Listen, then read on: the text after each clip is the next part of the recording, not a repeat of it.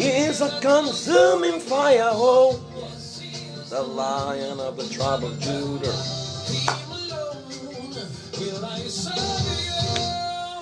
For the rest of my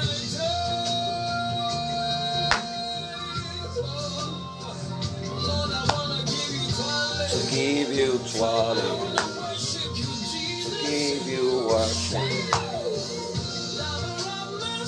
I'll tell the to give you praise and adoration, oh God.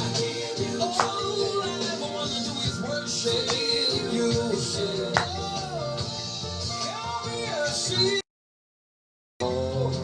I've come to praise you.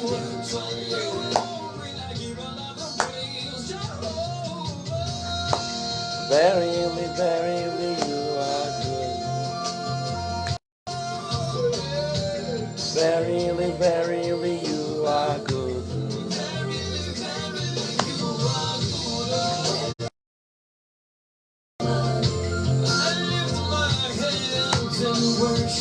Verily, verily, you are good.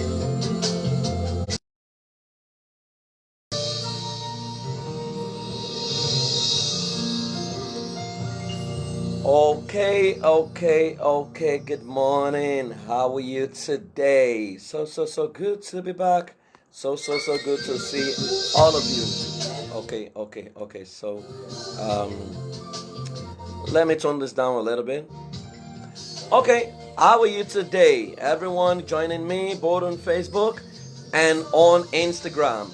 It's so good to be back. It's another morning, and you know how we do it. This is PFthinks. It's a show every morning, 3 a.m., where I open up my mind and I share so many issues, so many things I've learned. And I'm glad that this has been really, really helpful to some of you. Many of you, actually. Thank you for your testimonials. Thank you for those who have sent me money, right? You know that I wasn't really expecting it, but thank you, all of you for being so appreciative, and thank you for those of you who have been praying, thanking me for this session, right? So today is episode 23. If you have missed out on the previous episodes, please, you can go on my YouTube page, YouTube channel, Praise Forward Live, right? And subscribe all the 22 previous episodes are there. So thank you for those of you who are joining me this morning. So where are we? So far, we've been looking at the 8 lines of work. This is a book that is on Amazon already, released last year, not yet in Nigeria, but you can order it on Amazon. We have looked at the 8 lines talking about rules of engagement, and we started the discussion by telling you that a lot of us miss out because we fail to master the rules of engagement at every different levels of expression in our life. That if you go to a place and you don't understand the rules of engagement, you will fall short of the rules of engagement, and doors may be closed against you, not because the devil is after you or because God doesn't want it to happen, simply because you did not master the intelligence required by observation how things work. So I've taught you how to relate with the first line, which is the relationship with your upline, which is your relation with your bosses and the people you look up to. I've taught you on how to deal with your downline, which is a relationship with the people who are your subordinates and the people that look up to you. I've taught you how to handle your peer line. Those are the people at the same level with you. I've taught you how to handle the real line, which is a relationship with the customer. I taught you how to handle the outline, which is a relation with the competitors. I taught you how to handle the landline, which is a relation with a company policy, organizational policy, or anywhere you find yourself, how to interface with the rules of engagement and move from the realm of right and wrong to the realm of peace and progress. Then yesterday, I taught you on how to handle the inline, which is a relationship with yourself. That's a line 7. Today, I'm going to be speaking about the hotline, which is the final line. Hopefully tomorrow we start something else. Hotline is your relationship with God. Now, a lot of people will master the 7 lines, but they fail to master the 8th line, which is the relationship with God. Now, when you master this one, you become indispensable everywhere you go. There are different levels of intelligence. spiritual intelligence is the least understood.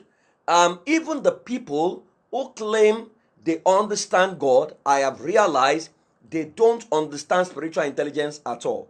So my conclusion in Nigeria, for example, is we love the activity of prayer. We don't like prayer. In fact, we love the activity of prayer so much that we enjoy the activity of prayer that we do not pray. And what do I mean? Prayer is not activity.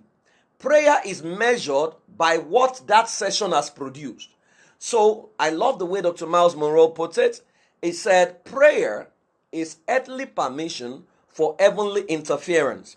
Prayer is earthly permission for heavenly interference. And what he meant by that is, prayer is a phone call. It's a two-way call. Imagine if you pick your phone and you are calling Jeremiah. You have a friend who is Jeremiah, and you call him and call him, hello, hello, and you start talking and he doesn't respond to you. A call is not yet made until there's a response from the other side. Every time I pray, I get a response. Now, in fact, what you pray about is another ballgame entirely. An average African prayer is at the level of survival. God, give me what to eat, give me a house, give me food, give me a job, bless my father, bless my mother, kill my enemy.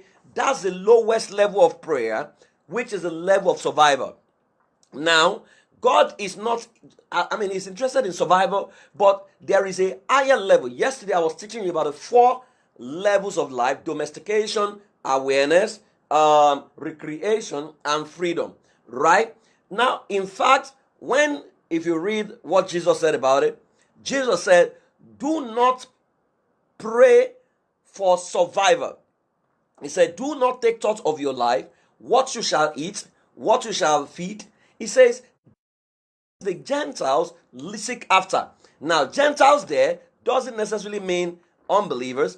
Gentiles mean these are the things the people at the lowest level of life's expression think about. This is the what the people at the level of Maslow's hierarchy of need, the lowest level. This is what they think about. So once your prayer is dominated by what to eat, what to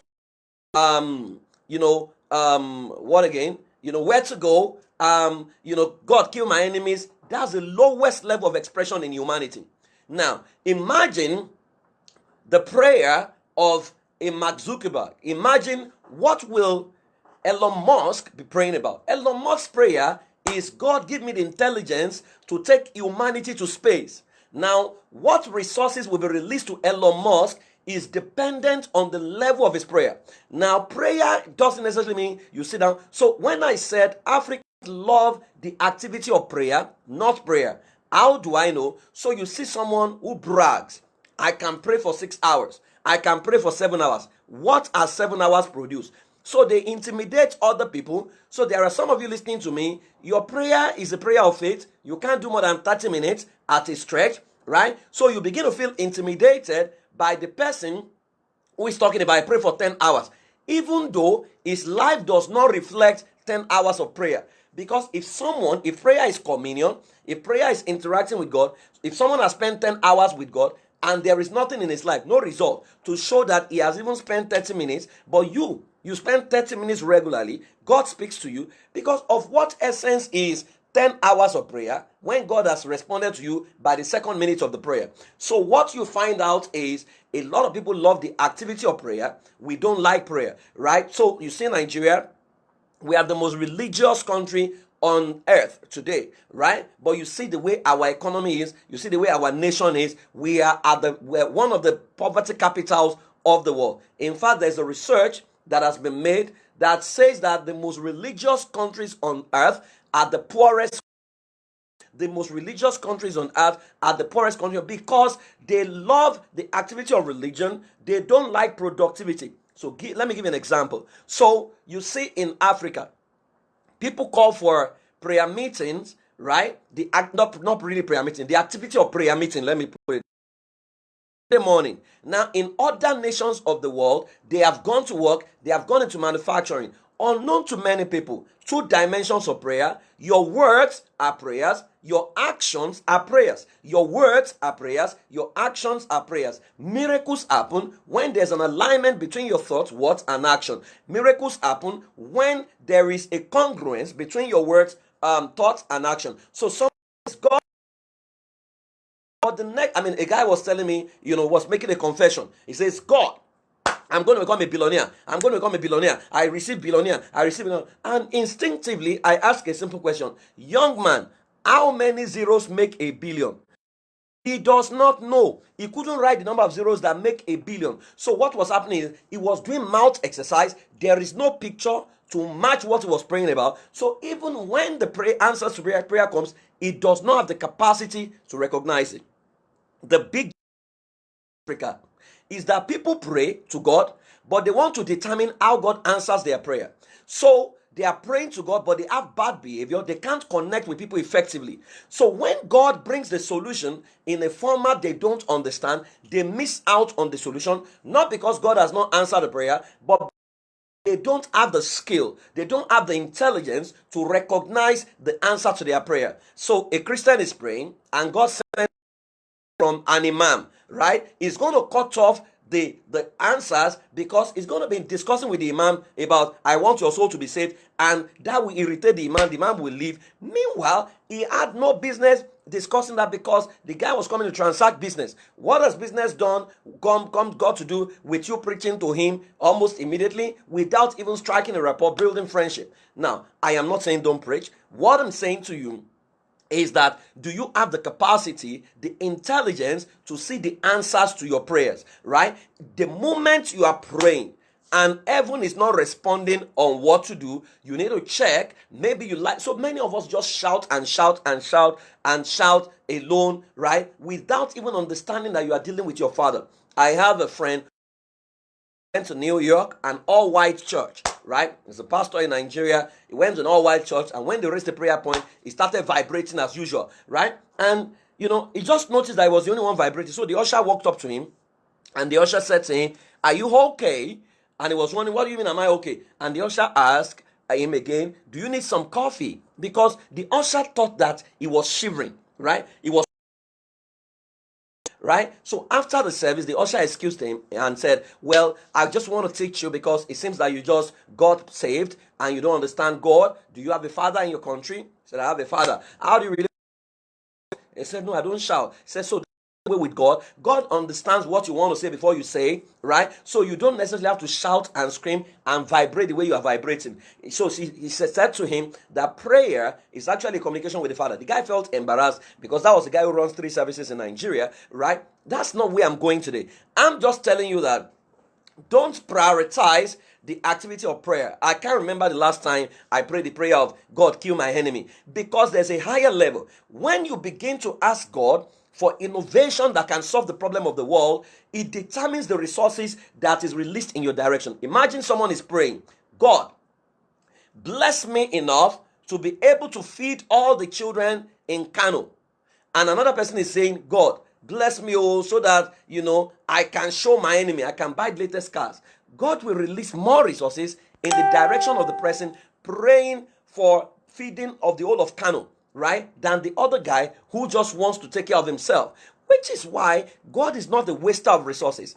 Bill Gates is the man God can trust to handle the resources of the universe. That's why he's the second richest man, because God can trust him. A lot of people are talking about him. They can't even be trusted with 1 million. They are going to mess up people. They are going to, in fact, some don't even have money. They do audio money. That's what I'm learning in Nigeria. So they go and announce on social media, even when they have not helped anybody. Right? So the genuine people who are helping people are deprived of the resources they need because some people have gone to do audio money just to flex and to show people that they are doing something. Right. Now, when it comes to the workplace, how does this tie in?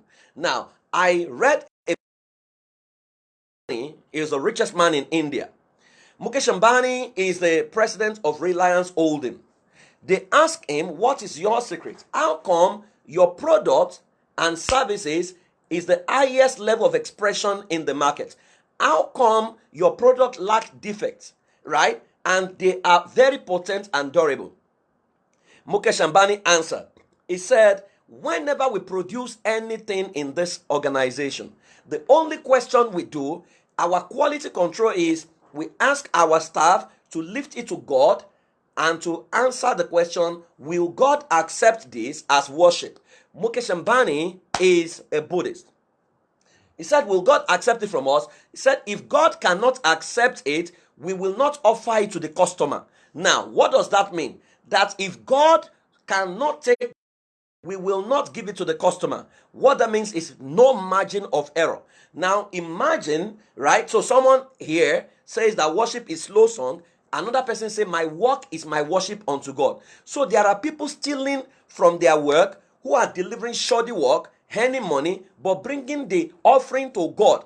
So the process for getting the offering is not pure. God will first accept you before your offering. Imagine if everyone in Africa begins to say, I will not give to the customer what God cannot take from me. What do you think will happen? Imagine if the pharmacist will God receive this product from me, then people will no longer sell fake drug. Imagine if the doctor says every of my work will first of all be worship unto God, then people will not be treated anyhow. Imagine if the celebrities are saying my celebrity status will first of all be worship unto God, people will no longer fight dirty and turn themselves to an embarrassment on social media. Imagine if the resource people says everything I offer to my people must first be worship unto God. We will render the highest level of excellence. We will no longer need HR for assessment because we know God must first accept it from us. Now, so when it comes to the workplace, here are the things you need to understand. God is your ultimate boss. God is your ultimate boss. And why? Because first of all, the organization you work for was first of all an idea in the mind of your boss or the owner of the organization. Now, God is the giver of ideas. So invariably, God owns the organization. Now, your work in that organization is a worship unto God through your boss. Forget what you have been taught. So I see people run away from office to make church service. So they have to lie to make thinking they are coming to worship. No. Can you worship God in your hospital, in the marketplace? Can you worship God in your store? Services and life cannot pass the test of worship unto God. Don't come and sing to him. God doesn't have low self-esteem. God wants to accept you before whatever you are offering. So God is the ultimate boss, is the one that assesses you ultimately. The question I ask is this: if God were to retain people in the organization you work for, will he retain you? Let's assume God is your HR and he comes to say, I want to retain people now, right? Will he retain you? If the criteria here is what you have done in the previous year, how many of us will cross over to the new year, right? Now imagine if every year December 31st God lines all of us in front of Atlantic Ocean and says only those whose life has counted in the previous year will be made to cross over to the next year. How many of us will make it? Now, a lot of us don't maximize our life. We just sit down with petty stuff when there are bigger deals to fry. When you can think about the problem in China, think about the problem in Cambodia, begin to trust God for solution to the problem of humanity. And I say this, if your heart is not full of love, you cannot innovate. For God so loved the world that he gave his son. For God so loved the world, he gave us Microsoft. For God so loved the world, he gave us Facebook. For God so loved the world, he's given, right? That if there is no love in your heart, you can't innovate, because God knows if he gives you the solution to a problem, you are going to pocket it, you are going to monopolize it. It's not going to get in the direction of people that owns it. Which is why any product and service that you are selling that only solves the problem of a sect or a religion cannot be universal. Every of God's products is universal. The sun, the moon, the star, the air that we breathe, the land we step on, God gives it like him. God sees all things. He knows all things. There is no secret with him. So if you are supposed to spend 8 hours at work, now that people are working from home, and you spend 4 hours sleeping and watching movie, and God is recording, right? You may deceive everybody, you can't deceive God. What you do with God's business determines what others will do with yours. I say to people, when you work for someone, right, you are sowing a seed. that you are going to reap. So if you are a super sleeper on other person's business, life doesn't repay you with the measure you have given. Life pays you in good measure, pressed down, shaking together and running over. Life will give you people on your own business in good measure, pressed down, shaking over and running over, right? So whatever you sow with God, you will likely reap. So your job is a service to God through your company. Your job or your product and service is a service to God through your company. So you need to ask yourself, if God were to retain people here, will he retain me? Trust me. If you can do self-assessment, self-audit, you will not need HR to give you your assessment, right? Because God would have assessed you. So what I do every time I have to work for a customer, irrespective of what they pay, I say to them, you won't know whether they pay high or they paid low, because I am not working for the customer, I am working for God. So every time I get back home, I get on my knees and I want to hear, well done, right? I mean, that's what we say when we get to heaven, we're going to hear, well done. But work done is a prerequisite for well done. If work has not been done, God cannot say well done, which is why I wonder when Christians say, once you do sinner's prayer, you just go to heaven, even when you are an embarrassment to God on the planet, when you have not done any work, when your life has not mattered to anything. Imagine you arrive heaven, put yourself in God's position, and you say, God, I came to the earth, even though you put the solution to the problem of humanity in me, but God, I did not do it. I just did sinner's prayer, and I was an usher. And someone else comes and he says, God, you put a company in me. I took it global. The resources from there, I used it to solve polio. I used it to solve malaria, right? So God, I have served humanity. In fact, I donated my entire wealth to humanity. I produced version. Who will God say well done to? Who will God say depart to? Right? The Bible talks about the unprofitable servant. So the question you need to ask yourself is, are you profitable? Less greater work shall you do, and your work is below what should be done. Then you need to begin to think and assess your life and say, am I wasting my life or am I maximizing my life? So it is not the longevity of your prayer, that's activity of prayer. It is what your prayer can produce, how much you have access to the divine intelligence, and how much you are able to bring it as a product and service. I tell people, everything that you have seen as a miracle is a pointer to what humanity can make into product and service. Unfortunately, many of us, who are blacks especially, we love miracle. We don't like science. We don't like the process. I'll give you an example. There was only one time that Moses parted the Red Sea, right? That was a miracle. From that moment, humanity has built bridges. If you are going from Nigeria mainland, Lagos mainland to Lagos Island, you are parting the Red Sea every day. It's just that humanity has innovated the bridge that can take you through. That's a miracle, right? So I see people, they want to dance. Let us do 24 hours dance. I say to do what? They say so that, can we measure the result of this dance? So if we dance for 48 hours, what will this dance produce, right? So someone is in China, is not dancing. The guy is thinking, how can I make a phone that is more effective? How can I innovate vaccine, right? That is a prayer. God is listening to the thoughts on his heart, because the thoughts in your heart are also prayer, which is why if you understand the laws of attraction, you will not think negative. Magnetize what you are thinking into your life. So someone is thinking, God, how can we produce a faster car that is safe without accident? That is a prayer. Heaven will record it, and heaven will pump him with ideas, and the guy will innovate it. You are doing 6 hours prayer, then you begin to trust God to afford his invention that could have been given to you if you have been asking the right question. If you don't ask the right question, then God is not a waster of resources. What question do you ask? What kind of prayer do you pray? Do you just go there and say, God, kill? By the time God kills all your enemies, what if you are the enemy of yourself? Will God be fair to also kill you? So you realize that many of the things we pray about are not relevant. We are not praying about innovation. Our world is in crisis right now. Are you praying for solution to vaccine? Or what you are praying about is let God kill them?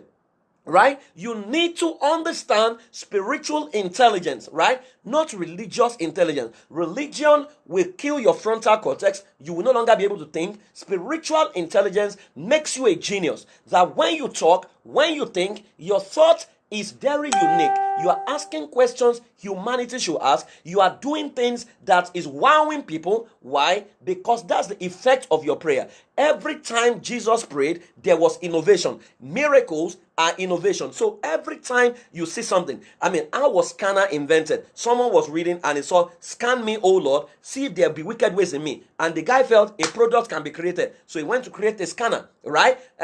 IVF right now was immaculate conception, that if the Holy Spirit can inseminate Mary, then artificial insemination is possible. And now IVF is possible, right? People talk about, a lot of people sing about David killed Goliath. Israel manufactured a drone 3 years ago. They call it David Sling. You are singing about it. A product has been created around it, right? So you cannot sit at the realm of miracle. You need to understand. Now imagine if we have to pray for people who have headache compared to Panadol that has been saving a lot of people's life. So what you realize is science is answer to God, to the prayer of humanity, right? Science is answer to the prayer of humanity, but oftentimes the people who pray cannot interpret science. They begin to fight science because you now expect everybody to come for prayer and laying of hand. Everybody cannot do that, but can you innovate a product or a service that can serve humanity, that can save a lot of lives? Now, the problem is many of us wants to operate in the supernatural. We love to talk ourselves good, exalt ourselves. I am supernatural. But if you check supernatural is the extra over natural. Many of us have not maximized natural, but we want to operate in the supernatural. What has your natural produced? Let me tell you, the guy that produced Honda, that is natural, right? Now, the guy that produced aeroplane, that is natural. If your natural cannot operate at that level, then why are you making demands on supernatural? Supernatural is the extra. When we begin to teleport, that is supernatural over the natural way of flying airplane, right? Teleporting will now be the super, the extra of the natural. In fact, it now becomes a miracle. It wows people, right? That's supernatural. But can we even exhaust natural? Guys, God is depending on you. Your hotline is your relationship with God. Don't make it religious. They say you can't question God. Question God. Ask him question. Is your father is willing to listen to you? Don't be afraid. Approach him as a father. Call him your father. Ask for innovation. Stop asking him to kill your enemies, right? If you kill your enemies, all of them, who will buy your product when you innovate and you invent the product, right? Start asking for bigger things. Asking God for solution to China, solution for Japan, solution for Australia. Which is why when something happens in any part of the world, don't say, God, catch them. No. Every time you say, God, catch them, you cut yourself from the flow of innovation that can move in that direction. Let your heart well up with compassion and begin to think, God, how can we solve this problem? Once it enters your heart, it will enter your hand. If you check the way Bill Gates thinks, he's always wanted to solve the problem of the world. No wonder. Every time there is something that is healthcare related, he pumps resources into it. So you need to ask yourself, of what value is your life? Can God accept your 24 hours as a product and as a worship unto him? Can God accept your competence as worship unto him? Can God accept your product and service as worship to him? Can God accept your productivity? Not just enough to be singing. God must accept you before your song can reach him. God has no low self-esteem. You don't even need to sing to him. He has angels who are already singing to him. So don't think, because that's one of the things we say. Say when you praise God, he will move. He will come by himself. There is no basis for that. Say, Jehoshaphat, he sang to the war. And then that only happened once, right? Every time Moses went to war, right? They used equipment. They use guns, they use machetes, they use all kinds of things. Every time David went to war, it was only one time he used catapult. Every other to go and learn how to use equipment that soldiers use. Don't let anybody fool you and say, oh, you know what, you don't have to. No. Let me tell you, there is no war that has been fought or won just by singing and dancing alone. Globally, right? There is no template for that. When was the last time you say, oh yeah, fire fall on somebody and you saw literal fire? I'm not talking about home video, right? So once you begin to observe and your observation contradicts the reality, you need to check what you believe, right? Guys, there are bigger issues around the world. Begin to ask God for solution to a problem. If you are serious about it and you learn to listen, once you pray, pause, take a walk and ask the divine power, intelligence to pass through your mind. Let me tell you, God is desperately looking for bodies to pass through. The earnest expectation of creation is looking for the manifestation of the sons of God. He's looking for a vessel to pass through, and he wants to pass his innovation through your vessel. The problem is, it's not sure whether you will be a channel or you will be a warehouse that will now warehouse it, and it will not pass. Once God knows, he can trust you that whatever is given to you will pass through humanity, then you will have a flow of innovation. That's how I innovate courses. That's how I innovate solutions. That's how I create solutions. I don't do a lot of religious prayer. I do prayers of faith. I have interaction with my Father. I hear him all the time. So when people say they can't hear God, I don't understand it. I don't roll on the floor. I don't jump. He wants to talk to me. He's my Father. So I mean, anything I want, once I put it on that frequency, I can go to bed. By the time I wake up, I can see clearly, because when your mind is busy, you may not hear. And when your eyes is blind, you may not see. There are three intelligence in the world to making everything happen. Ask. If you don't ask, you are not qualified to receive. So some people are broke. They are at home. They are not asking the customer. Your financial situation will remain the same. It will remain the same if you have not learned to ask. If you are too proud to ask, then you are not qualified to receive. Even if they turn you down, keep asking. He that asketh receives. Then he that seeks, find. Which means seeking means you need to go out of your comfort zone. You cannot stay in your house, cross your leg, and expect resources to flow in your direction. No, you need to go and seek. What do they need? What are they looking for? How can I supply? Then number 3, it says, knock and the door shall be open. Can you knock someone else's door from your sitting position? No, you have to go out of your way. Ask people, customer, place the call, knock their door, let them know this is what I have. This is what this can solve. If you use this, this is the problem it will solve. He that asks is qualified to receive. He that is knocking, the doors will be open. A lot of doors are not open to us because we are not knocking. We are not asking enough. We are not knocking, and we are not seeking, right? Don't sit down and think things will fall on your laps. Your words are prayers. Your action is a prayer. Once your action contradicts your word, then miracles cannot happen. There must be alignment between your words, thoughts, and action. So adjust your thought. Think prosperity. Think wealth. Think innovation.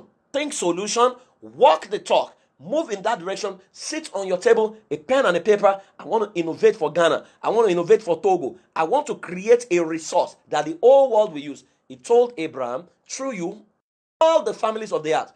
Can your heart contain all? Can your heart contain? If all your heart is for Christians, you cannot get resources that will go around the world. You will get resources for Christians. But if your heart is humanity, you will get resources that the whole of humanity will use. I have courses that Muslim, Christian, Buddhist, everyone is taking, right? Because that's my default mode. I see man made in God's image. So guys, if God were to retain people in the organization you work for, will he retain you? That's the question for today. So go and adjust yourself, close yourself down away from religion, get into spirituality, let God be your Father, let him innovate, and let him direct you. I believe that I have helped you today, right? Please go ahead, practicalize this, pray, but activate your ability to receive answers by trusting God to activate every human being in your direction. If you are a Muslim, God will not send Muslim to bless you. He will send anybody. If you are a Christian, God may not send a Christian. He can send anybody. He's a God of all flesh, and he can activate any human being in your direction. Thank you, everyone who is joining. Oh, Oluwayinka from Toronto. Thank you, Ontario. Thank you, everyone. I love you guys. I hope I've helped you today. I leave you in the hand of Cobams. I'll see you tomorrow, 3 a.m., the same time. Please, listen to this over and over again. It will be on my YouTube channel almost immediately. I love you, and I believe that you'll be set free. Please, I'm a savior. You are a savior. Let us save our world, right? Let us have a world of ordinary people living life the way God wants us to. If we have a world, yes, you can get it. People Extraordinary things will happen through me and you. Me and you.